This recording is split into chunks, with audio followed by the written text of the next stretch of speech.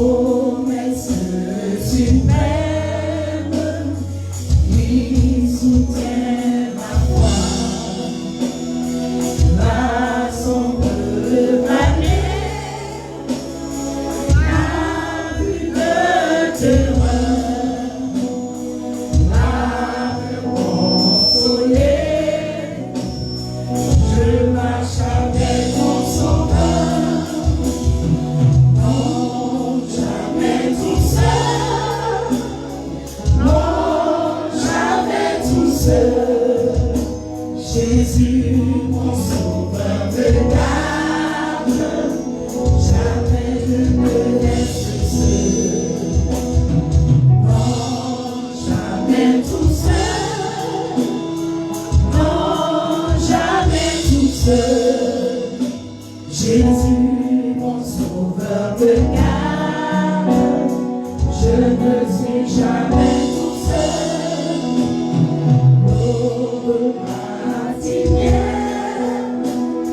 le rideau bonjour. Jésus, ma lumière, m'éclaire toujours. Quand je perds de vue l'astre radieux à travers la nuit, Jésus me montre les cieux.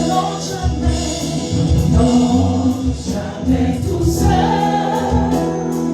Non, jamais tout seul. Jésus, mon sauveur, me garde. Jamais ne me laisse seul. Non, jamais tout seul. Non, jamais tout seul. Jésus, mon sauveur, me garde. Je ne suis jamais tout seul. Les dangers à bout, subtil inconnu, de près il m'entoure. Plus près est Jésus, guidant le voyage, me redit c'est moi. Ne crains courage, je suis toujours avec toi. Non, jamais tout seul. Non, jamais tout seul. Jésus, mon sauveur, me garde. Jamais ne me laisse seul. Non, jamais tout seul. Non, jamais tout seul. Jésus, mon sauveur, me garde. Je ne suis jamais tout seul.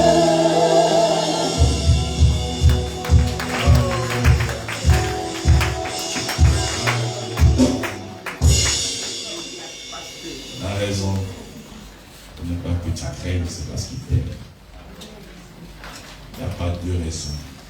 Il n'y en a pas trois. Il n'y en a pas quatre. Il n'y a pas plusieurs raisons. Il y a une seule raison. Cette raison, c'est parce qu'il t'aime. Son amour nous sécurise. Son amour nous fait beaucoup de bien. Amen. Vous voyez, il y a des thèmes dans la Bible, comme ne crains rien, quand le Seigneur le met, c'est parce qu'il a déjà traversé le temps et l'espace. Il sait très bien qu'il y aura des difficultés dans ta vie. Et quand il te dit ne crains rien, c'est parce qu'il y aura forcément une atmosphère qui va ressembler à beaucoup de quiétude.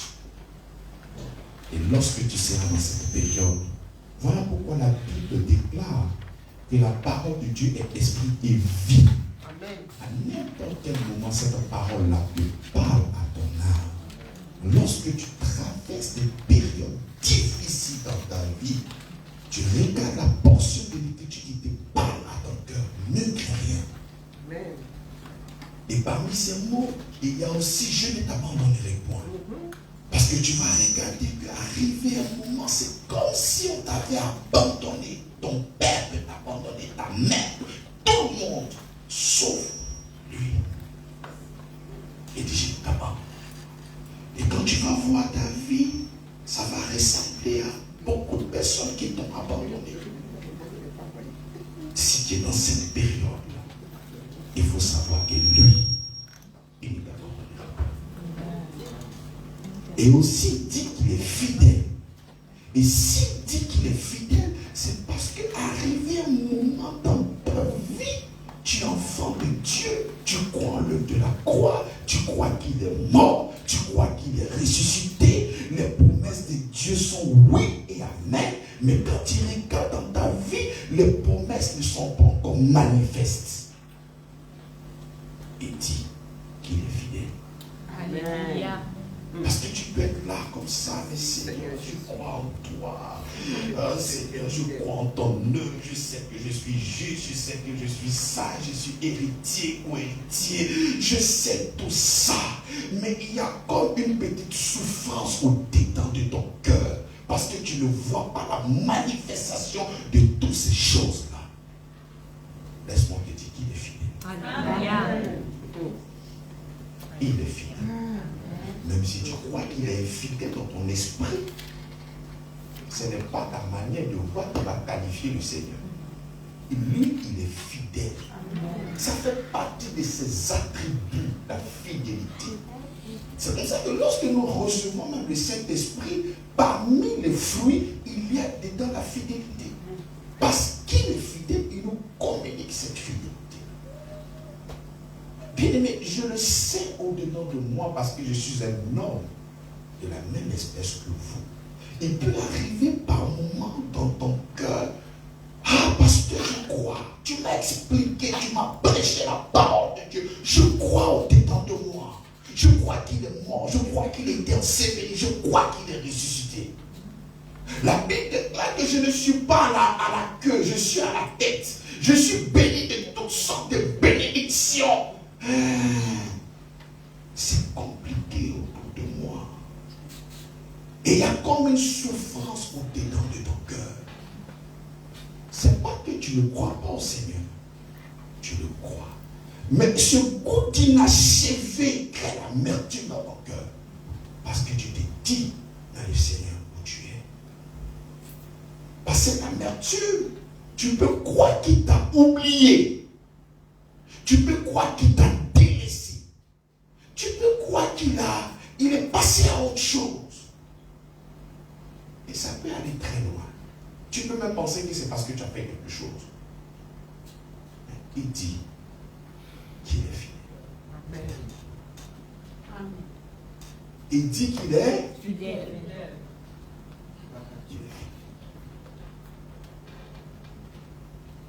Il arrive par moments encore, lorsque nous employons ce genre de thème, on fait le croisement avec notre personne. Par exemple, lorsque nous sommes en train de parler de l'amour, tu vas essayer d'appréhender l'amour de la manière dont toi tu conçois l'amour. Mais il ne s'agit pas de toi. Lorsqu'on est en train de parler de la fidélité, ce n'est pas toi ta fidélité là. Ta fidélité qui ne tient pas une seconde.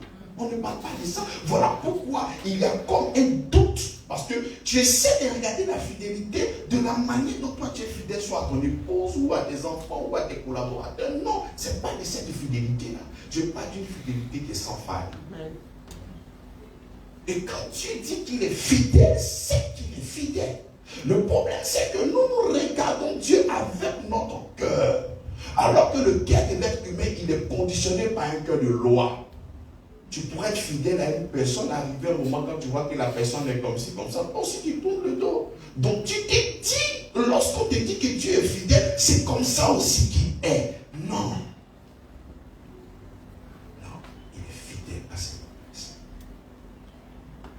La Bible déclare que sa renommée s'est accrue par l'accomplissement de ses promesses. Ce qu'il dit, il le fait toujours. C'est vrai que nous sommes en train de tirer vers la fin de l'année. Il y a certaines personnes qui ont déjà fait le bilan. D'autres sont en train de... Ah là là là, c'est compliqué. mais sois sans crainte. Tu as un Dieu qui est fidèle. Tu vois. Et dans cette alliance-là, pour voir la manifestation de la bénédiction, parce que la bénédiction est déjà dans le monde invisible, parce que tu as Christ. Pour l'amener à la manifestation, il faut la foi. Mais si dans ton cœur, tu ne crois pas qu'il est fidèle, c'est un danger. On doit toujours croire. Il n'y a pas d'autre chose. Il n'y a pas deux solutions. Il n'y a pas trois solutions. Il n'y a pas quatre. Il y a seulement qu'à croire en lui. Qu'il est bon, qu'il est amour, qu'il est fidèle, qu'il a pardonné tous mes péchés. Il faut le croire. Il faut le croire. Et un jour, il y a un prédicateur qui a pris la parole. Il dit, vous traitez de Thomas, que Thomas est chrétien. Thomas n'est pas un chrétien. Lui, il veut adorer un Dieu qu'il voit ses preuves dans sa vie. Oui, il dit, lui, il veut adorer un Dieu. Pas un Dieu, non. Lui, il veut voir d'abord. Effectivement. Qu'est-ce que toi, tu vois? Moi, je vois l'œuvre de la croix. Amen. Et c'est de là que provient ma bénédiction. Les choses peuvent différer d'un jour à un autre. Mais je sais que la racine et la source de ma bénédiction, c'est la croix. Amen. Donc, je vois quelque chose, moi. Je vois ma garantie. Ma garantie, c'est l'œuvre de la croix. Et à cause de ça, tu es condamné à la réussite. Amen. À cause de la croix, tu es condamné à ça. C'est-à-dire, même si toi-même tu veux sortir de cette alliance, tu ne pourras pas. Parce qu'il est fidèle. Il dit, si toi tu n'es pas fidèle, moi, je suis fidèle. Et cette alliance, ça ne se repose pas sur toi, ta fidélité. Mais ça se repose sur lui, sa fidélité. Il est trop tard pour que tu puisses échouer. Trop tard. Tout ce que nous devons faire, bien aimés dans le Seigneur, c'est d'avoir toujours le regard fixé sur lui. Et de savoir qu'il est fidèle. Nous allons prendre 2 Rois. 2 Rois chapitre 20, le verset 1er. Quelqu'un peut me lire, s'il vous plaît. 2 Rois chapitre 20.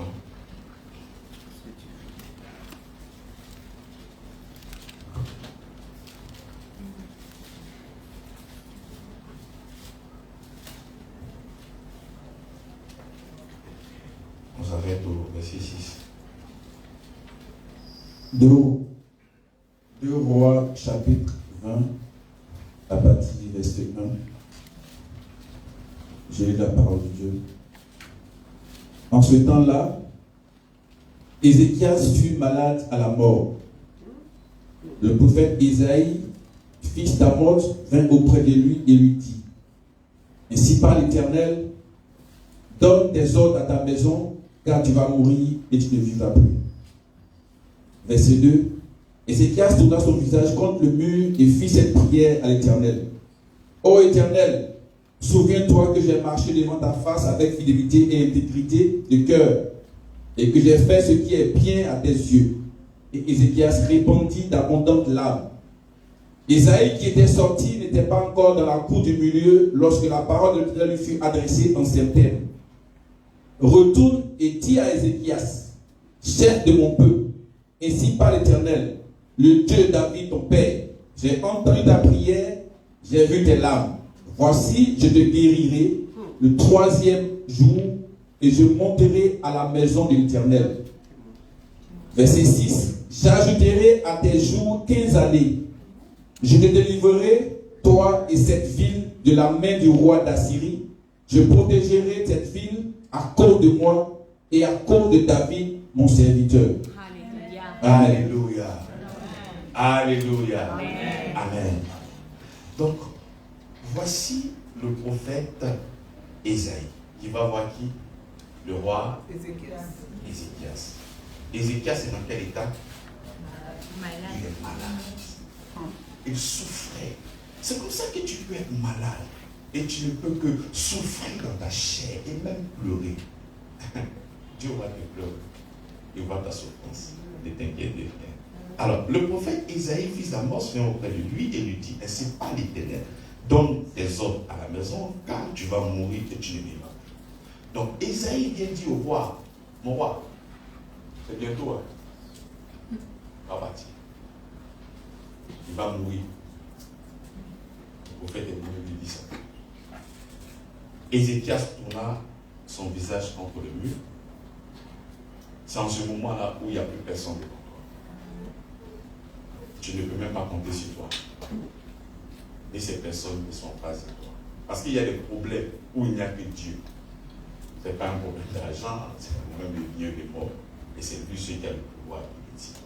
Il dit, il a tourné sa face contre le mur. Il dit, ô Éternel, souviens-toi que j'ai marché devant ta face avec fidélité. Nous voyons le roi Ézéchias qui commence à énoncer ces faits. Il dit, souviens-toi que j'ai marché devant ta face avec fidélité. On voit une personne qui est en train de mourir et qui est malade, qui souffre déjà dans cette maladie. Et il reçoit le serviteur de Dieu, un prophète, qui lui dit qu'il va mourir. Donc c'est clair, parce qu'en ce moment-là, le prophète, c'est ici par l'Éternel, quand il dit c'est terminé. Et il présente son cœur à Dieu. Qu'est-ce qu'il dit? Il dit, j'ai marché devant ta face avec fidélité et intégrité du cœur. Et que j'ai fait ce qui est bien à tes yeux. Et Ézéchias répondit d'abondantes larmes. Donc il se présente au Seigneur avec tout ce qu'il a fait. Lorsqu'il voit son comportement, lorsqu'il voit ses engagements, lorsqu'il voit lui sa fidélité. Donc il espère recevoir la guérison ou un autre jugement en fonction de lui sa fidélité. Seigneur, fais-le parce que j'ai été droit. Seigneur, fais-le parce que j'ai été juste. Seigneur, fais-le parce que je suis bien. C'est comme ça que tu peux te lever dans la prière. Ah Seigneur, je suis à l'église, je viens à l'église, je fais l'offrande. Je fais plusieurs choses dans ta maison. Agis à cause de ça. Seigneur, fais-le. Plusieurs personnes ont prié comme ça. Et mettent toujours en avant ce qu'ils ont fait pour recevoir la bénédiction de Dieu. Ézéchias présente, il va dépeindre un tableau et il va présenter lui ce qu'il a fait. C'est-à-dire qu'il place lui sa fidélité en avant à cause de ce que lui il a fait. Et Ézéchias répondit de l'abondante larmes. Ésaïe, qui était sorti, n'était pas encore dans la cour au milieu, lorsque la parole de l'Éternel lui fut adressée en ces termes. Retourne et dit à Ézéchias, parce qu'il a fini de prier. Il a fini de prier, il a fini de pleurer. C'est pas ça? Ésaïe qui était sorti n'était pas encore dans la cour du milieu. Lorsque la parole de l'Éternel lui fut adressée en ces termes, retourne et dit à Ézéchias, chef de mon peuple, ainsi parle l'Éternel, le Dieu de David, ton père. J'ai entendu quoi? Ta prière.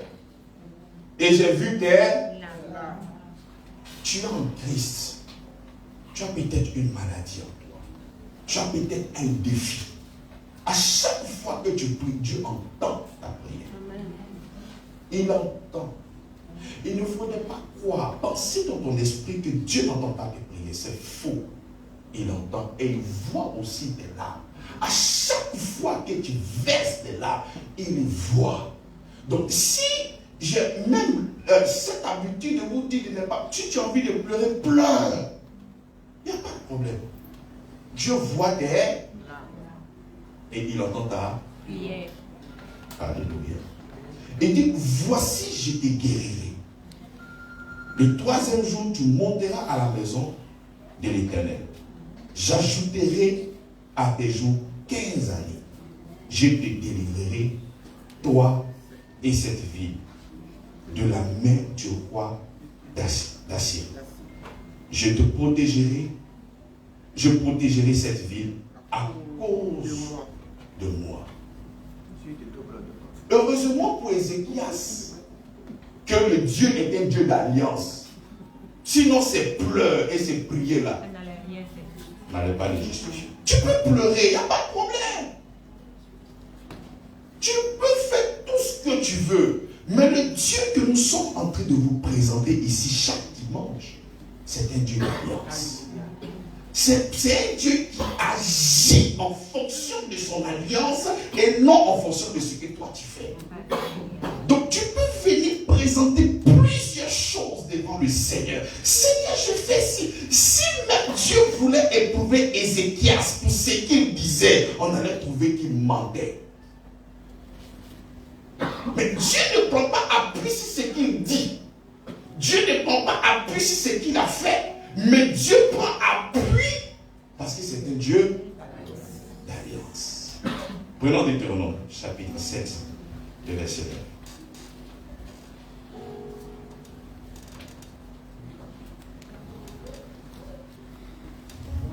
Qu'est-ce qu'il dit? Deutéronome 7, 9. Deutéronome chapitre 7, le verset 9. Sache donc que c'est l'Éternel ton Dieu qui est Dieu. Ce Dieu fidèle garde son alliance et sa miséricorde jusqu'à la 1000e génération envers ceux qui l'aiment et qui observent ses commandements. Donc voici l'Éternel qui dit, ce Dieu fidèle qui garde son alliance. S'il y a quelque chose que Dieu chérit, c'est son alliance. Dieu ne travaille pas avec une personne en dehors de l'alliance. C'est comme ça que même quand il partait sauver son peuple en Égypte, la Bible déclare qu'il s'est souvenu de son alliance. Dieu ne peut pas travailler dans la vie d'une personne en dehors de son alliance.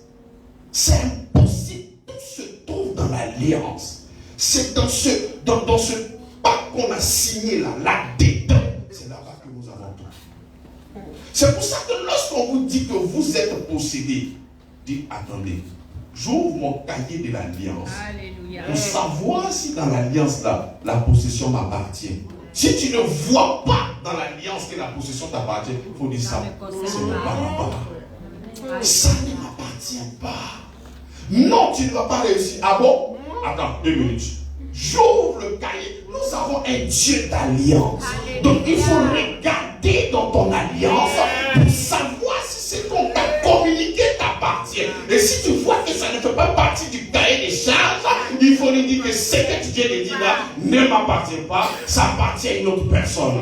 Si on te dit que tu ne vas pas travailler, tu dis patiente, je viens regarder là, et quand tu vois que tu seras à la tête, retourne vers eux et tu dis que tu as la tête et non à la queue.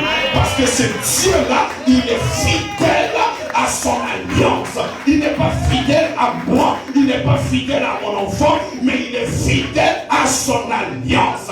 Il est obligé d'agir, non pas à cause de toi, mais à cause de son alliance. Et c'est qui a fait? Ah, moi je me comporte bien, moi j'ai quoi faire avec toi? Ah, moi j'ai pleuré, mais il faut pleurer le sang. Ça, c'est pas mon problème. Ce qui me retient, c'est mon alliance. La Bible déclare qu'il n'est pas un homme pour mentir, ni un fils de l'homme pour se repentir. Il y a eu un contrat, il a signé avec son propre sang. Il ne peut pas se défaire. Il ne peut pas se défaire. Même si toi tu n'es pas fidèle dans cette alliance-là, même moi, parce que j'ai engagé ma souveraineté, parce que j'ai engagé mon trône, parce que j'ai engagé mon nom, tu es condamné à la bénédiction et tu es condamné à ce que tu sois mon enfant jusqu'à l'éternité.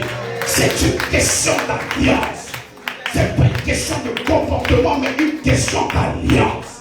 C'est l'alliance qui crie en ta faveur. C'est l'alliance. Il dit à cause de moi. Il est en train de dire Ézéchias, ce n'est pas à cause de toi, mais c'est à cause de moi. Parce que je suis dans mon alliance. La cause, c'est pas toi.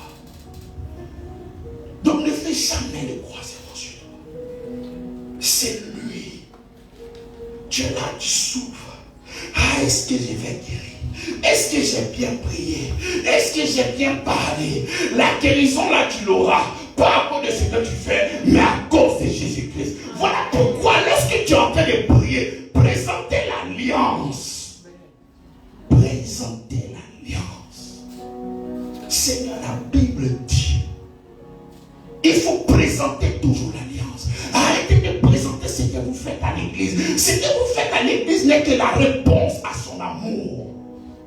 Mais le moyen par lequel tu reçois de la part du Seigneur ne sont pas tes œuvres, mais présente l'alliance. Lorsque tu as un besoin, présente l'alliance. Lorsque tu as un défi, présente l'alliance. À chaque fois les choses vont se lever contre toi, il faut présenter l'alliance. Il n'y a pas deux choses à présenter, c'est l'alliance qu'il faut présenter. Et si tu présentes l'alliance, il n'y a pas qui puisse te refuser l'alliance.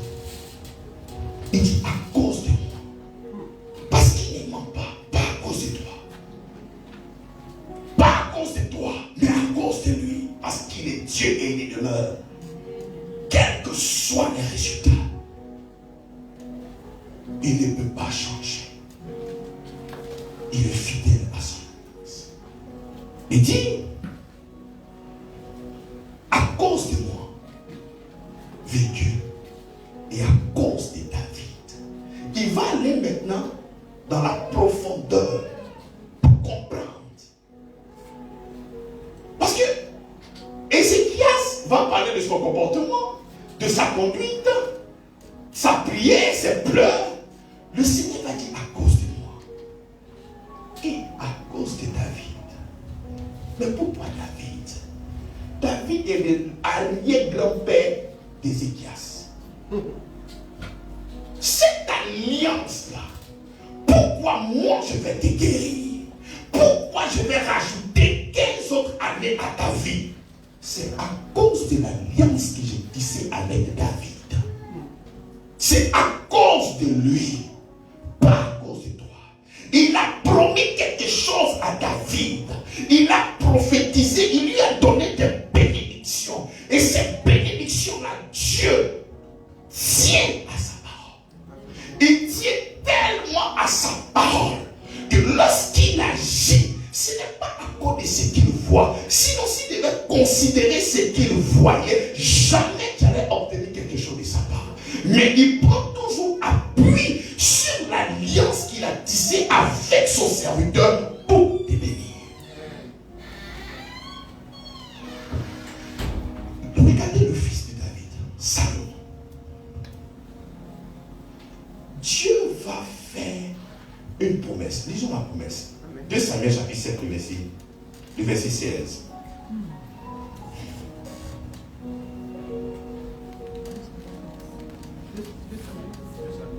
« 2 Samuel 7, 16. 2 Samuel 7, verset 16. 2 Samuel 7, verset 16. Ta maison et ton règne seront pour toujours assurés. Ton trône sera pour toujours affermi. Voici la promesse que le Seigneur va donner à David. Il a fait cette promesse-là à qui? À qui? Voici le fils de David qui arrive. Le fils de David, c'est comment? Salomon. Salomon va aller adorer un autre Dieu. Ça, c'est la chose la plus grave. Non, ça. Mais Saül a été disqualifié à cause de quoi?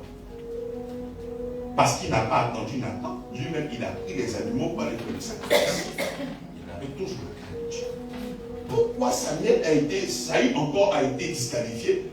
Parce qu'il est arrivé dans un point, il a fini de remporter la guerre. Le Seigneur lui a dit, tu vas tuer tout. Mais il a dit, non, j'ai gardé un peu pour manger. Donc vous voyez un peu la faute de Saül comparé à la faute de Salomon. Salomon, il allait adorer un autre Dieu. Mais à cause de l'alliance de Jésus, il tient tellement à son alliance que quelle que soit l'erreur, il tiendra toujours parole, quel que soit ce qu'il adviendra.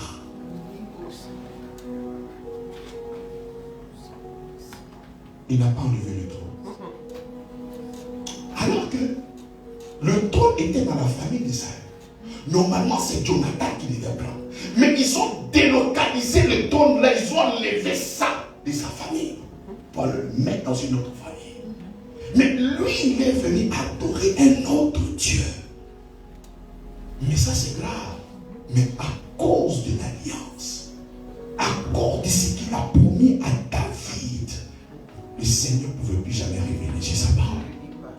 Nous avons un Dieu qui ne se répand pas. Alléluia. Non. Il ne vient pas t'arracher ce qu'il t'a donné. Ce n'est pas lui. Lorsque Jacob dit que Seigneur, il m'a donné, il était dans la merture. Il ne savait pas ce qu'il disait. C'était la folie. Ce Dieu-là, ce n'est pas lui qui donne. Et après, il vient répondre. C'était lui, c'était Dieu seulement qui devait te donner. La Bible dit que toute grâce excellente descendant chez le Père de lumière, chez lequel il n'y a ni changement et ni honte de variation. Et ce qu'il a dit, il va l'accomplir. Il va l'accomplir. Il dit ni la vie, ni la mort, ni les choses à venir, ni les choses présentes, ni les anges, ni les dominations ne pourront me séparer de mon amour manifesté en Jésus-Christ. Il ne peut pas se défaire de cette alliance-là. Merci Seigneur. Lorsque nous sommes en train de parler d'alliance, c'était entre des paysans et des guerriers. Donc les guerriers n'avaient pas de terre pour manger. Les paysans n'avaient pas de force pour combattre. Donc ils faisaient alliance. Toi tu préserves mon champ et moi aussi je te donne la nourriture. Et il y avait un symbole. On prenait un animal, on mettait un trait. On dit celui qui va trahir cette alliance-là, on va le réduire comme cet animal qui est mort décapité. Ça c'était la valeur de l'alliance. Et quand Dieu vient parler à Abraham d'une alliance, il a cette conception de cette alliance-là. On est d'accord? Donc il faut de l'autre côté Abraham et il faut d'un côté qui Dieu pour qu'il puisse signer cette alliance. Mais lorsqu'on fait alliance, il faudrait que les deux forces soient égales. Parce que si les deux forces ne sont pas égales, comment est-ce que tu vas réduire l'autre comme ça? Et c'est comme ça que lorsqu'il a contacté l'alliance avec Abraham, où Abraham devait passer le trait, il n'a pas pu passer, il est tombé. Et c'est Dieu seul qui est passé. Cela veut dire quoi? Si j'ai trahi mon alliance, je vais me rendre compte cet animal qui est mort. C'est-à-dire, si Dieu trahissait son alliance, il ne sera plus Dieu. Il ne peut pas mentir. Il ne peut pas dire une autre chose de ce qu'il a donné. Et quand il est dans une alliance, forcément cette alliance va s'accomplir. Obligatoirement. C'est pas possible. Donc, cette alliance-là est scellée avec David. Et voici le fils de David, Salomon, qui va faire une autre adoration à des dieux étrangers. Mais ça suffit largement pour enlever ce qu'on a et le mettre ailleurs. Mais à cause de l'alliance, le fils de David n'a pas quitté le royaume. Et après, Ézéchias est venu. Et à cause de David, il va rappeler encore à Ézéchias, à cause de David. À cause de moi, ma fidélité. À qui? À David. Tu auras 15 années de plus. Je te guérirai. Je vais te délivrer. Lorsqu'on fait le parallélisme fort, à cause de Jésus-Christ, tu reçois la guérison. À cause de Jésus-Christ, tu reçois cette promotion au nom de Jésus-Christ. À cause de Jésus-Christ, cette sainteté-là t'appartient. À cause de Jésus-Christ, cette élévation-là est pour toi. À cause de Jésus-Christ, je te guérirai. À cause de Jésus-Christ, je vais te soigner. À cause de Jésus-Christ, cette bénédiction-là, elle t'appartient, elle est pour toi. Et on ne peut pas discuter à cause de lui. Si nous devons accuser quelqu'un, c'est la croix toi que nous devons accuser. Parce que c'est là la source de notre bénédiction. S'il n'y a pas de croix, il n'y a pas de bénédiction. Mais tant que la croix subsiste, ma bénédiction subsiste et mon héritage subsiste au nom de Jésus-Christ. Alléluia. David, c'était l'image de Christ. Mais si Dieu a pu respecter un homme au point d'être fidèle à son alliance, même quand Salomon ou Ézéchias est allé adorer un autre Dieu, mais la fidélité en Jésus-Christ. Pour un homme, regarde ce qu'il a pu faire, mais la fidélité en Jésus-Christ. Et c'était l'œuvre de la croix. À cause de ce qu'il a fait, est-ce qu'il ne sera pas fidèle? À cause de ce qu'il a fait. Il y a des questions, mes bien-aimés dans le Seigneur. Il ne faut plus jamais te poser. Est-ce que Seigneur, tu vas me guérir? Présente l'alliance à chaque fois que tu pries. Seigneur, à cause. Regardez. Lorsque Jésus a fini de déclarer qu'il était Dieu et que les Juifs ont compris, l'ont commencé à le lapider jusqu'il a fui. Vous savez qu'il a fui, il allait s'habiter où? Vous savez, il allait s'asseoir où? Au Jourdain. Lorsqu'il a fini de faire son baptême et la parole se fit entendre, celui-ci est mon fils bien-aimé, en qui j'ai mis toute ma confiance. Donc c'est là-bas qu'il allait s'abriter. Lorsque tu vois que ta vie est compliquée, souviens-toi de cette parole qui a été annoncée sur ta vie. Que mis à ta gauche, mis à ta droite, tu ne seras point atteint. Il faut te souvenir de cette parole qui dit que tu es béni de toutes sortes de bénédictions dans le céleste Christ. Quelles que soient les difficultés, rappelle-toi de cette promesse qui a été annoncée sur ta vie. Appuie dessus. Il faut te rappeler que le Seigneur t'aime de tout son cœur. Assieds-toi dessus. Prends refuge là-dedans. Reprends les forces et continue à marcher. Et tu retournes encore braver les difficultés de la vie. Il faut toujours avoir cette information que Dieu ne t'abandonnera jamais et qu'il t'aime. S'il a été fidèle à un homme, s'il a été fidèle à David, mais et le sacrifice de Jésus-Christ à la croix de Golgotha, combien de fois il ne sera pas fidèle? Combien de fois? Prenons 2 Timothée, chapitre 2, le verset 11.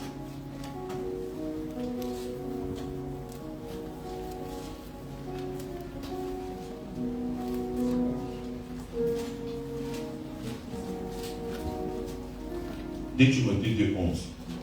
2 Timothée 2, verset 11. Cette parole est certaine. Si nous sommes morts avec lui, nous vivrons aussi avec lui. Amen. Amen. Lorsque nous sommes en train de parler de David, de Salomon et d'Ézéchias, c'est la même lignée. C'est le même sang. C'est la même famille. C'est l'identification. Lorsqu'on parle d'Ézéchias, on est en train de parler de David. Parce que David est son arrière-grand-père. Est-ce que vous comprenez ça? C'est une identification. Dieu a identifié Ézéchias en David. Et c'est comme ça que Timothée nous dit, cette parole est certaine. Si nous sommes morts avec lui, nous vivrons aussi avec lui. Nous, aujourd'hui, lorsque nous sommes nés d'esprit, on ne voit pas notre papa, notre grand-père, notre arrière-grand-père. Lorsque nous sommes nés en Christ, ce qui est derrière nous, c'est l'œuvre de la croix. Parce que nous sommes morts avec lui. Parce que nous sommes ressuscités avec lui. Nous vivons aussi avec lui. La raison, c'est lui. Parce que lui et nous, nous formons un. Nous sommes unis de la même manière que David est uni à Ézéchias. Et donc, comment Dieu pouvait apporter cette bénédiction, non pas à cause des pleurs et des larmes d'Ézéchias, mais à cause de David, il faut savoir aussi que ce n'est pas à cause de tes pleurs, ce n'est pas à cause de tes lamentations, mais cette bénédiction-là est assurée. Pourquoi? À cause de la croix.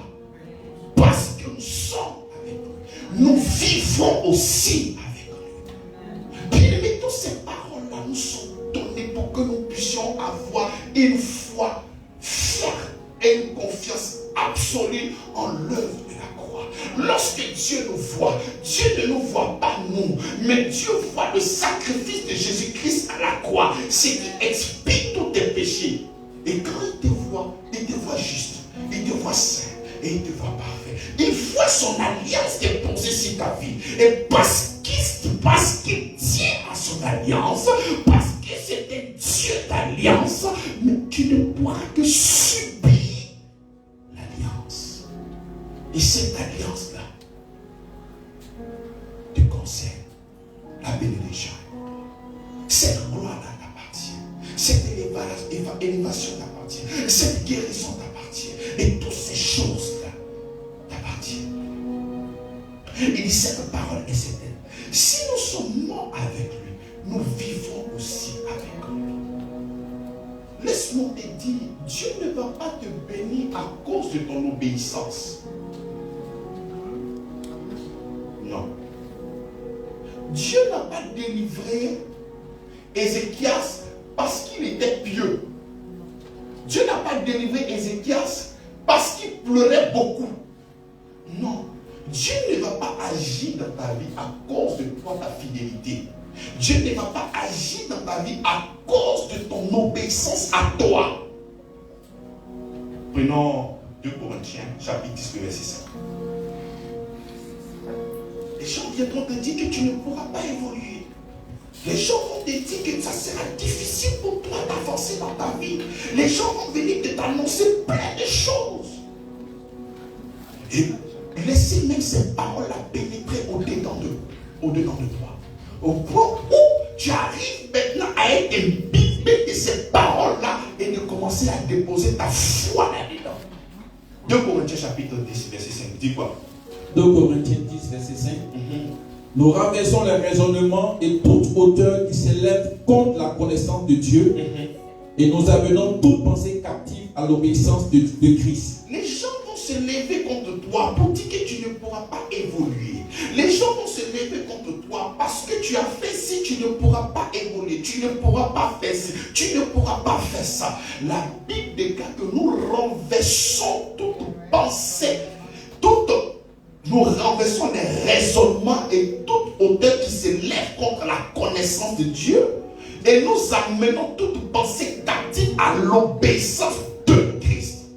Pas l'obéissance à Christ. Ce n'est pas comme toi qui seras en train d'obéir à Christ que ces bénédictions-là seront là. C'est l'obéissance de Christ.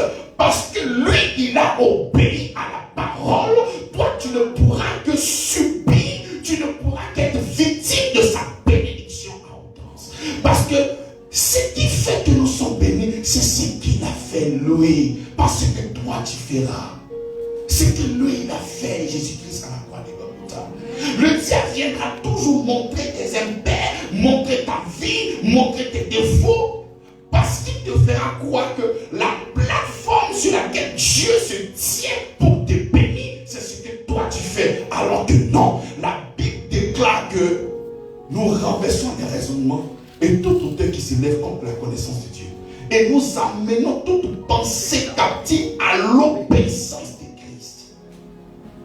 Toutes les mauvaises pensées, je ne vais pas réussir, je ne vais pas guérir, je ne vais pas faire ci, je ne vais pas faire ça. Tu prends toutes ces pensées-là et tu dis, à cause de l'obéissance de Christ, tu vas fléchir chez nous. Au nom de Jésus-Christ. À cause de l'obéissance de Christ, pas à cause de ton obéissance. Toi, tout ce que tu dois avoir dans ton esprit, c'est d'avoir la fidélité de Dieu dans cette alliance. De savoir que Dieu, il est fidèle à ses engagements. Il est fidèle à son alliance. Il est fidèle à ce qu'il dit. Et parce qu'il est fidèle à ce qu'il dit, grâce à ce que Christ a fait à la croix de Golgotha, je reçois la bénédiction. Ne fais jamais de croisement avec ta personne. Voilà pourquoi quand tu fais le croisement avec ta personne, il y a des questions qui vont venir. Qu'est-ce que je dois faire? Qu'est-ce que je dois faire? Je dois jeûner. Je dois faire une offrande. Je dois faire ci.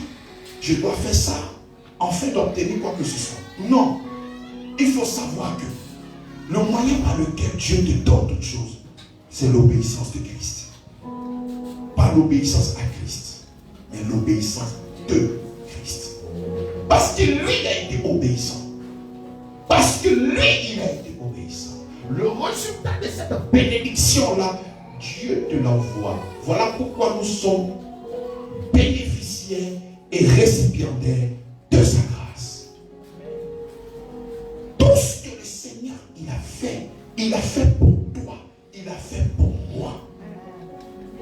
Il ne l'a pas fait pour lui parce qu'il est Dieu, il n'en a pas besoin. Mais il a fait ça pour toi. Il savait que tu allais avoir besoin de la guérison. Voilà pourquoi Christ est venu. La Bible dit que par ses maîtres sur nous sont guéris. Présente l'alliance, Seigneur. Il est écrit par tes maîtres sur nous sont guéris, Seigneur. Bah, nous allons être guéris. Mais car nous sommes guéris, Seigneur. Cette guérison-là, eh bien, Dieu te célèbre à jamais dans ma vie, Seigneur. Bien-aimé, il est fidèle. J'aimerais que tu puisses avoir le regard sur lui. Parce que sa fidélité est sans faille. Au verset 12, il dit, si nous persévérons, nous régnerons aussi avec lui. Si nous le régnons, lui aussi, il nous régnera. Il dit, si nous persévérons, nous régnerons aussi avec lui. Si nous le régnons, régner c'est quoi? Ce n'est pas reconnaître son œuvre à la croix. Je ne reconnais pas qu'il est mort, ressuscité pour ma justification. Si tu le régnes à ce niveau-là, lui aussi te régnera. Si tu ne crois pas en l'œuvre de la croix, tu ne lui appartiens pas. Son esprit n'est pas en toi. Tu n'es pas enfant de Dieu. Mais si tu crois véritablement en son nom et que tu crois véritablement à ce qu'il a fait, lui ne peut pas te régner parce que tu ne l'as pas régné. Mais il faut savoir que lorsque nous sommes enfants de Dieu, la gloire attire la densité.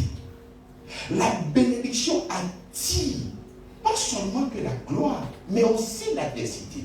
La Bible déclare qu'il dresse une table devant des ennemis.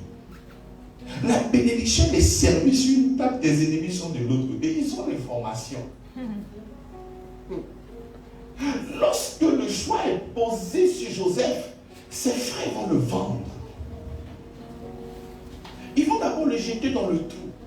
Et lorsqu'il était dans le trou, qu'est-ce qu'il disait? Imagine-toi lorsque tu es dans un trou. Seigneur, est-ce que tu m'as abandonné? Seigneur, comme avec toi. Et tu ne fais que pleurer. Tu ne fais que murmurer. Après, ils sont venus le vendre. Et toi, qu'on va te vendre, qu'est-ce qui va se passer? Seigneur, tu m'as vendu. Eh, Seigneur, papa, comment tu peux me vendre, moi, ton enfant, Seigneur? Et tu ne fais que piailler, alors que la gloire attire toutes choses. Et ces choses qui viendront seront là pour l'accomplissement de cette gloire qu'il a déjà signée pour toi.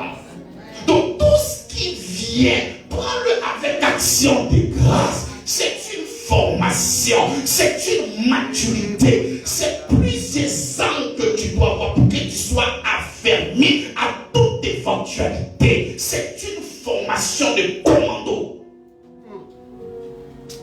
Il est arrivé chez Potiphar comme esclave. Il n'a pas fait comme toi, mais il savait que ce Dieu lui avait donné quelque chose.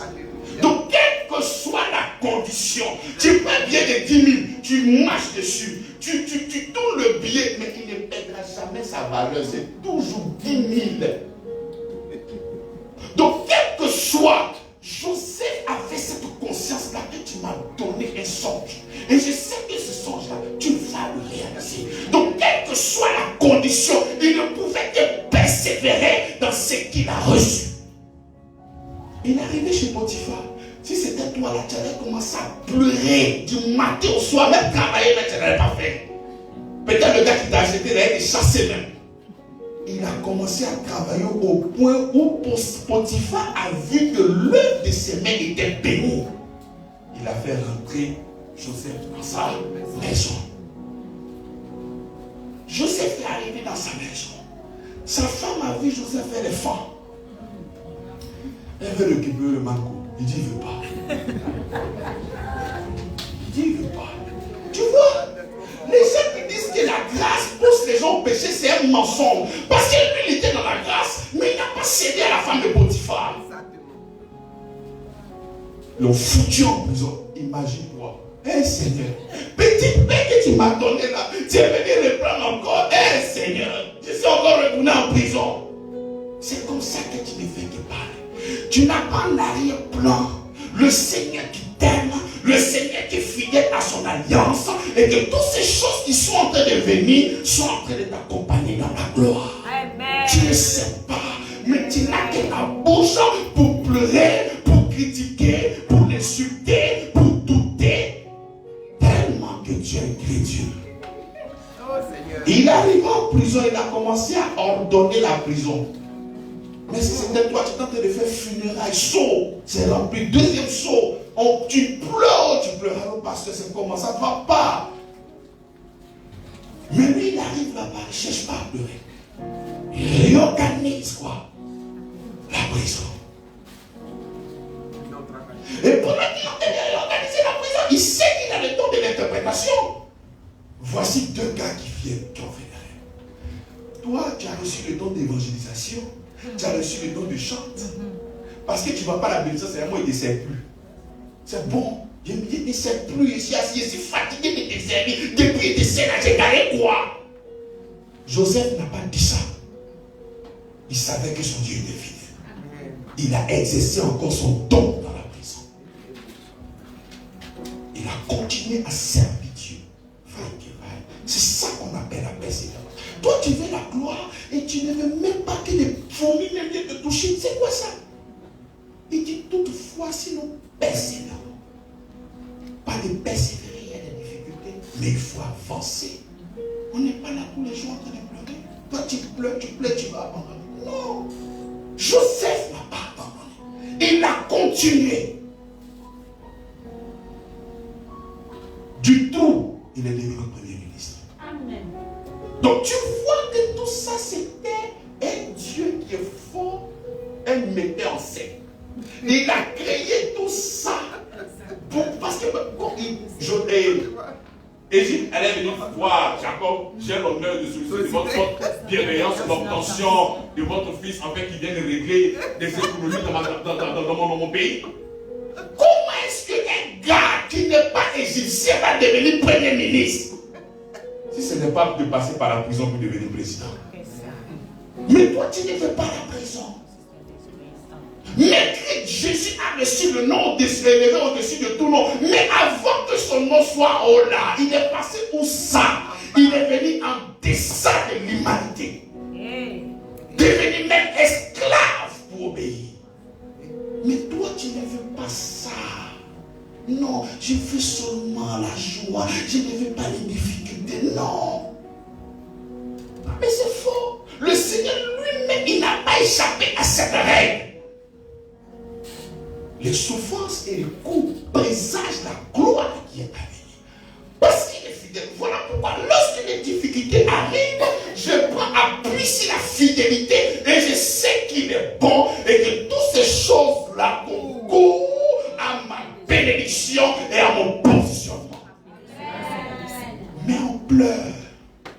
Tu sais, il y a des versets dans la Bible, tu ne vas pas les comprendre aujourd'hui. C'est demain que tu vas les comprendre. Et il y a des versets que j'ai compris. Après, il dit dans toutes ces choses, je ne comprenais pas. Alors que dans toutes ces choses-là, ce sont les difficultés. Il dit dans toutes ces choses, vous êtes plus que vainqueurs. Mais ces choses-là, ce sont des difficultés, parce que c'est malin que t'en passes. Non. À gauche, à droite, problème ici, problème là-bas. Il dit, mais dans toutes ces choses-là, Tu es plus que vainqueur. Mais quand toutes ces choses-là arrivent, au lieu de dire maintenant que je suis plus que vainqueur, tu dis que j'ai échoué. J'ai perdu. Ma vie est gâchée. C'est béni. Mais où est ta foi? Tu l'as localisé ça où? Dans les difficultés. Pourquoi? Mais pourquoi? Mon vieux était enseignant. Et quand il avait 9 frères, c'est des grands sorciers. Donc ils lui ont lancé une maladie comme bosse. Et le vieux, c'est difficile maintenant pour écrire au tableau. On dit qu'il faut devenir surveillant général. C'est là-bas qu'il a passé son concours DNA et puis il est devenu douanier.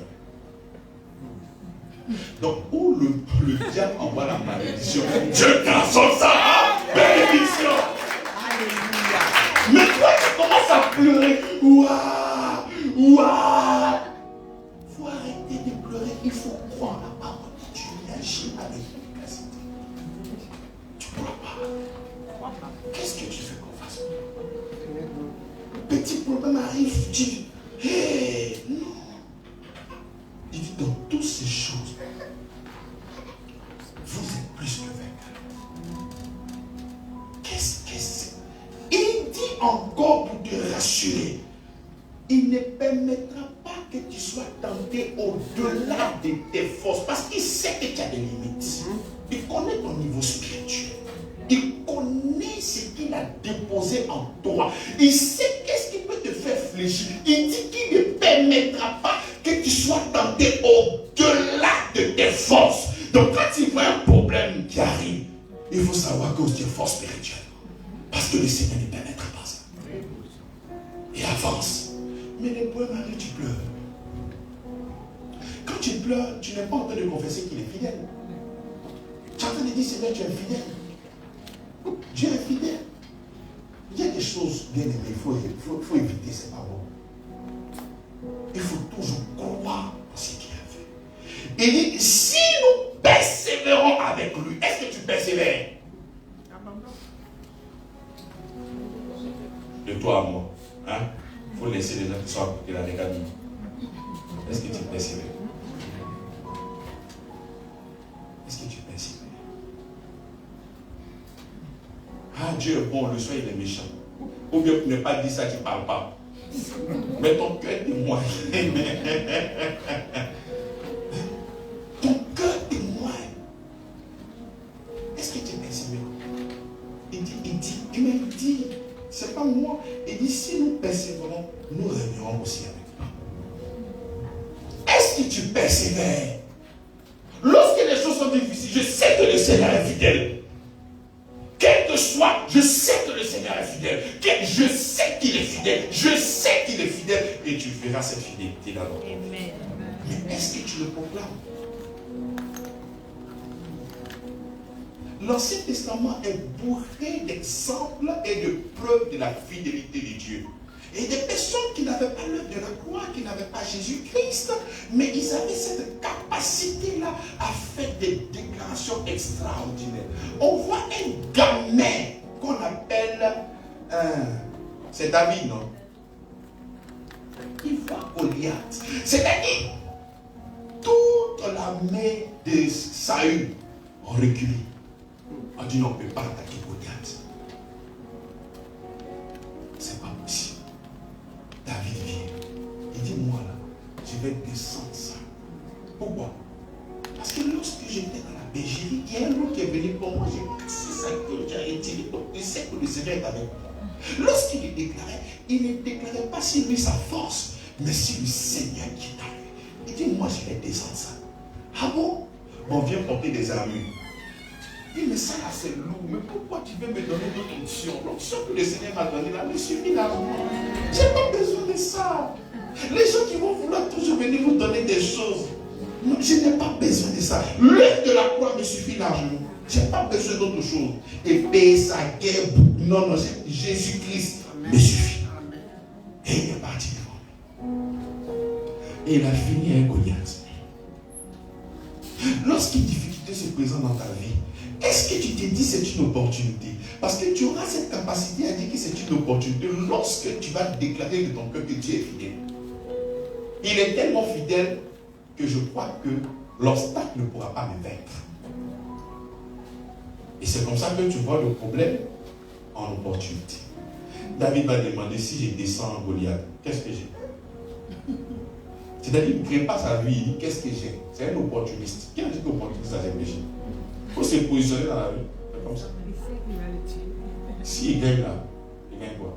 La fille du roi. Ok, allons. Il avait besoin de la roi. Il y a une connexion dont il avait besoin. Il devait marier la fille du roi.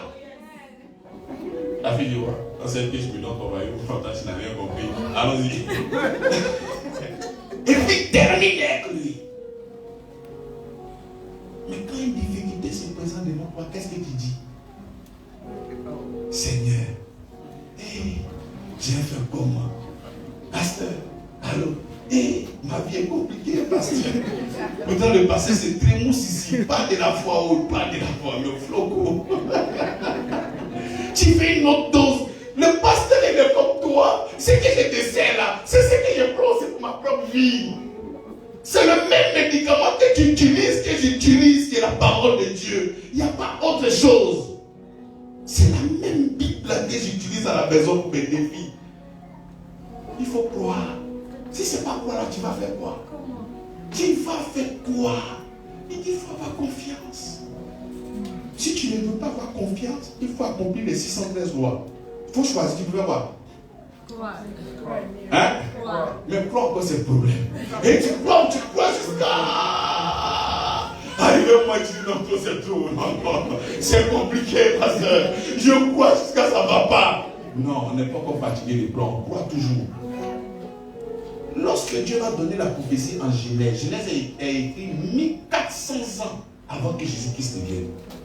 Et le sacrifice de la croix vient des années plus tard. Donc regarde le temps de la prophétie jusqu'au temps de l'accomplissement. Les gars, ils ont attendu, hein? C'est pas ça? Joseph, il a fait le rêve, les plans se sont abaissés, intégrés devant lui. Mais il a fallu passer dans le tour, aller. Mais on ne peut pas calculer le nombre de temps. C'était plusieurs années. Je ne suis pas en train de mettre une durée sur ta bénédiction. Mais je suis en train de dire qu'il faudrait que tu passes ton temps à croire. Parce que c'est de là que tu parles. Le verset 13, pour finir, il dit, si nous sommes infidèles, il demeure fidèle.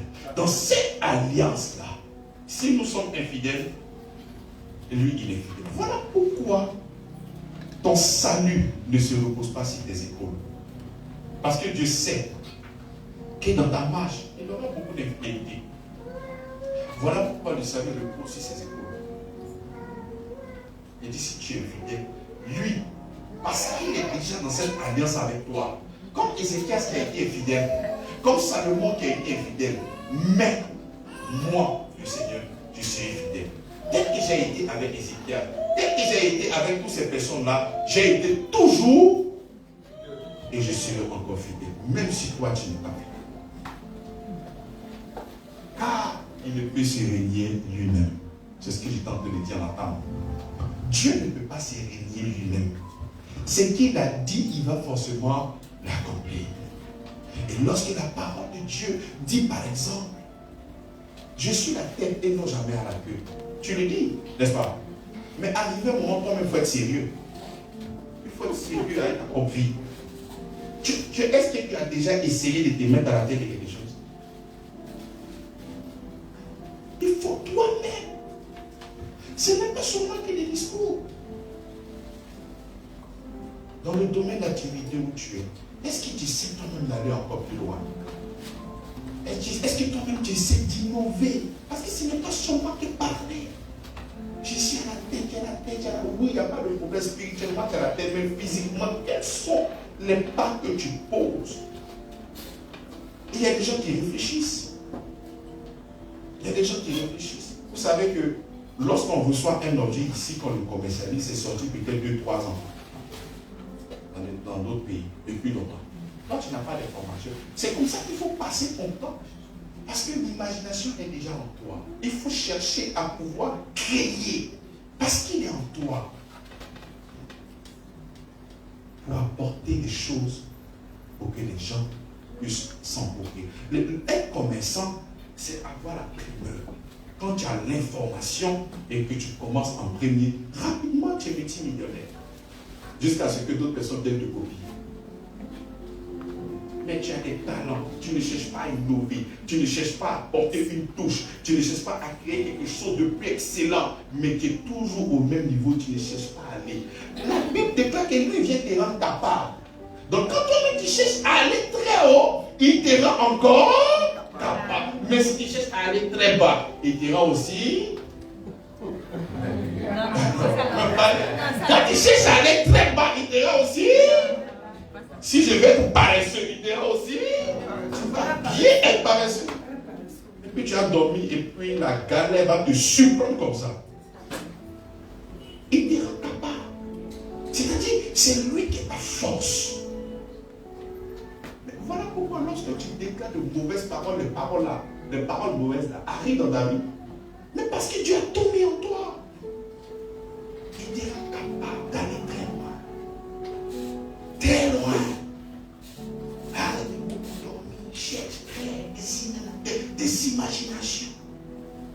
Crée. Tu n'es pas tous les jours obligé de t'entraîner à qui que ce soit. Il faut prier.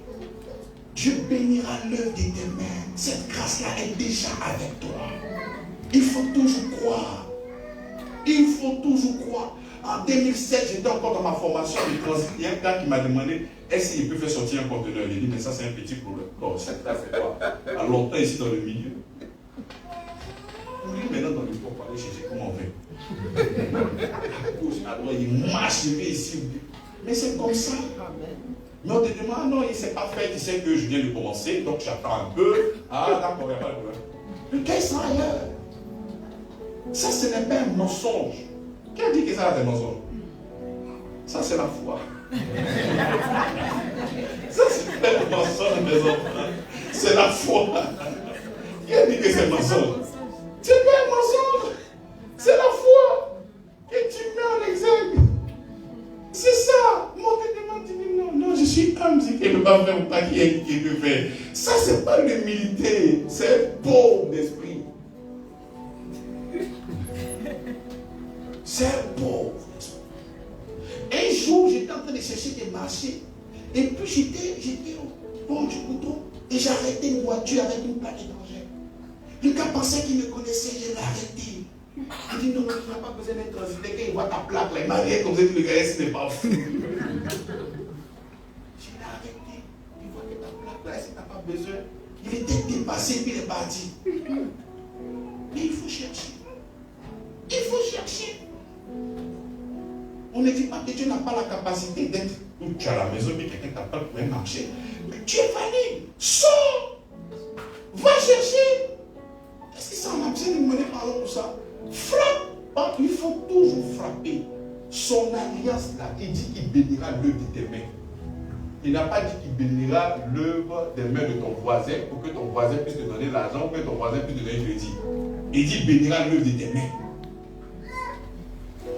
C'est comme ça que dans ta tête, tu as toujours compté sur ton nom et Dieu l'a toujours béni. Et il ne t'envoie pas l'argent maintenant. Tu sais comment on va me donner l'argent. Faites-la mettre en tête et penser à quelqu'un. Et la foi l'agit. Le gars reçoit l'argent et puis il ne te donne pas. Alors que tu peux utiliser cette foi-là, c'est ta propre fille. En disant que Seigneur, je sais que tu as. Mais tu ne le fais pas. Alléluia. Si nous souffrons, si nous en dirons, voilà. C'est ça, au verset 13.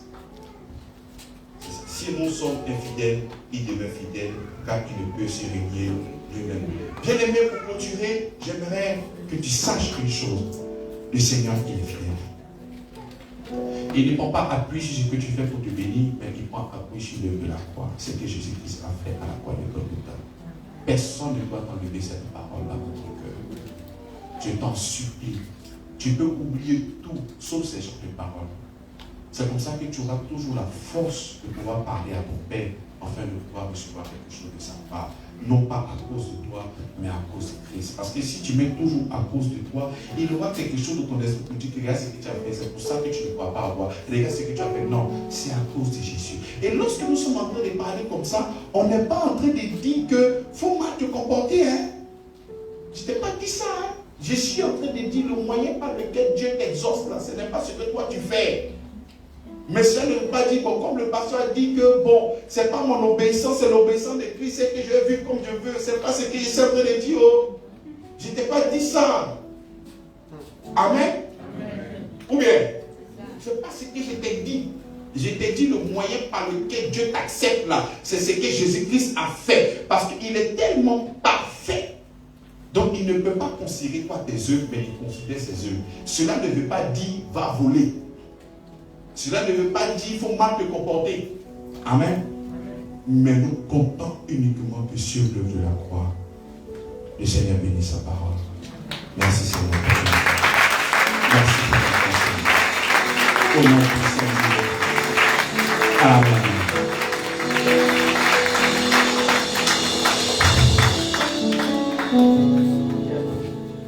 Dieu qui garde l'alliance, il n'y a point d'autre que toi. Alpha, Oméga, il n'y a point d'autre que toi. Dieu qui garde l'alliance, il n'y a point d'autre que toi. Alpha et Oméga, il n'y a point d'autre que toi. Dieu qui garde l'alliance, Dieu qui garde l'alliance, il n'y a point d'autre que toi. Alpha et Oméga, il n'y a point d'autre que toi. Dieu qui garde l'alliance, Dieu qui garde l'alliance, il n'y a point d'autre que toi. Alpha et Oméga, il n'y a point d'autre que toi. Ton nom est Jésus-Christ, ton nom est Emmanuel. Au son de ta voix, toucher nos fléchis. Au son de ta voix, toute langue confesse que tu es le Dieu qui garde l'alliance. Il n'y a point d'autre que toi. Dieu qui garde l'alliance, Dieu qui garde l'alliance. Il n'y a point d'autre que toi. Alpha, Oméga, il n'y a point d'autre que toi. Dieu qui garde l'alliance, Dieu qui garde l'alliance. Oh, il n'y a point d'autre que toi. Alpha, Oméga, il n'y a point d'autre que toi. Dieu qui garde l'alliance, Dieu qui garde l'alliance. Il n'y a pas d'autre que toi. Alpha, Oméga, il n'y a point d'autre que toi. Ton nom est Jésus-Christ, ton nom est Emmanuel. Au son de ta voix, toute langue confesse. Au son de ta voix, toute langue confesse que tu es le Dieu qui garde l'alliance. Il n'y a point d'autre. Oh, Dieu qui garde l'alliance. Il n'y a point d'autre que toi. Alpha et Oméga, le premier, le dernier. Il n'y a point d'autre que toi.